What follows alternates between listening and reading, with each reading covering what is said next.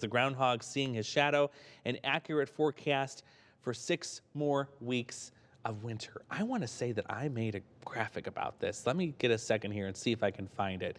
Um, I believe when I looked at it last, when I was looking at some of the statistics on this, that the groundhog was only right. I know it was less than 50%. There it is.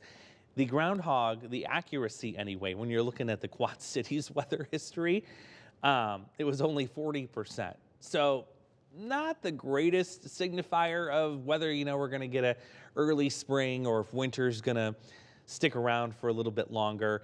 I like to look at the red-winged blackbirds. And I know a lot of folks like to use the robin as a sign of spring.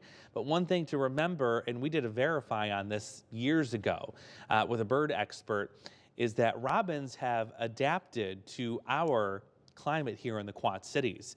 They no longer, at least the majority of them, fly south for the winter. They stay here all winter long.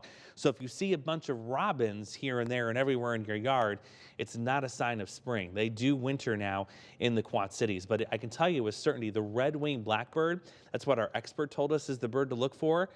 It's never failed me the last couple of years that I've known about it. When you see a red-winged blackbird, that is a sign that spring is here, and it is here to stay. Those are the birds that do migrate, and you'll see a ton of them. I see a whole bunch of them anytime I'm on the highway and commuting.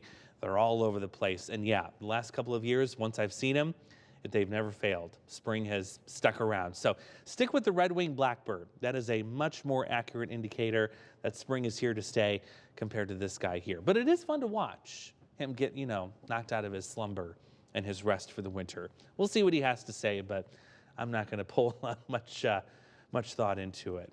40% of the time's not too good.